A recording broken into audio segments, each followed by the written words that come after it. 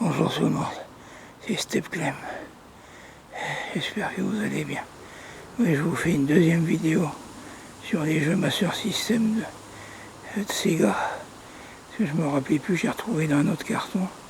Ben oui, quelques années plus tard, à l'époque de la Sega Saturn et de la Dreamcast, quand la Dreamcast était sortie, une fois en vacances avec mon frère, on était rentré dans un magasin de jeux vidéo.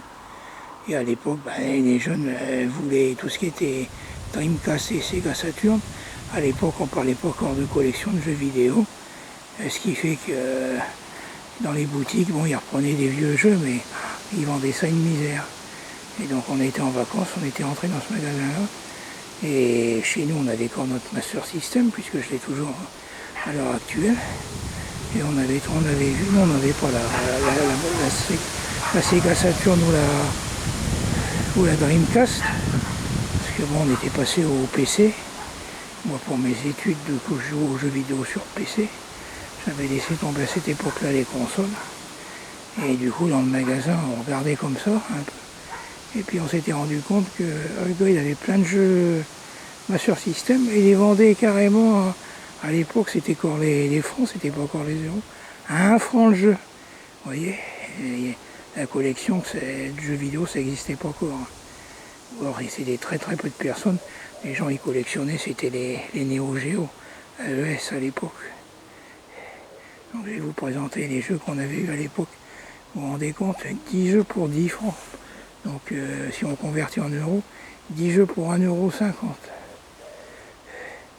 Donc, il y avait le jeu Opération Wolf, un très très bon jeu. Bon, nous, on n'avait pas le pistolet, mais on pouvait jouer sans le pistolet. Un très très bon jeu.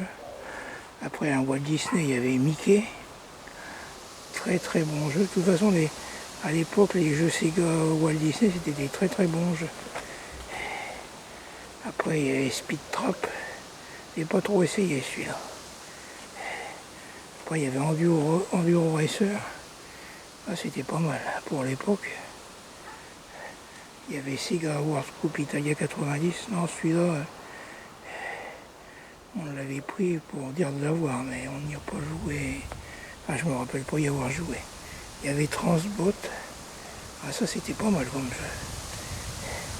Après, le fameux jeu Michael Jackson, Moonwalker, qui est assez recherché aujourd'hui. Ah, il était vraiment bien celui-là. Il y avait Dick Tracy, c'est pareil, c'était à l'époque un très bon jeu. Il y avait Super Smash TV. Je n'ai pas trop joué à ce jeu-là. Je ne peux pas vous en parler. Et aussi, très très connu à l'époque, Afterburner.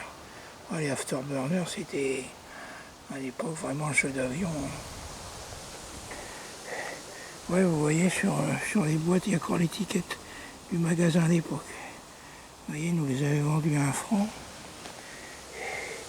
Et à l'époque, comme on en prenait 10, ça l'arrangeait que ça débarrasse. Il nous avait même offert un jeu Mega Drive que j'avais refilé à un copain. C'était Terminator, je crois.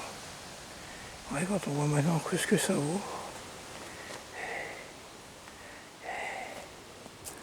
Moi, j'ai des copains à l'époque, quand ils sont passés à la Nintendo 64 ou à la GameCube, à l'époque, qui avaient encore des jeux Super Nintendo en boîte, ont vendu ça une misère à l'époque, parce que bon, on parlait pas de collection, ou qui les ont achetés carrément. Quand on voit le prix que ça vaut maintenant, il y en a qui sont morts des doigts. On dit toujours qu'on a de l'argent qui dort chez nous, mais c'est vrai. Hein. Dans les greniers, les caves et les sous-sols, on a des mines d'or sans le savoir. Voilà, c'était Step Clem. Prenez bien soin de vous. Au revoir.